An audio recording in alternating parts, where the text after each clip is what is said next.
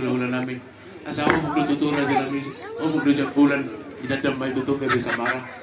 Di sa luhod na diya kapaso-paso niya muna namardo ka kami ang napinasa niya muna hula-hula namin. Saya marsudun-sudun betong di kami naso jadi marah-marah. Asa daw sa pulang ito may jumpa di sa pulalu. Di akahata pasok kami. Dinamarhiteo di parsaro matuon ni nang namyon.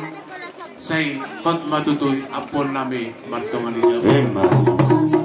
Katong nga radyo nami, yung pas partikel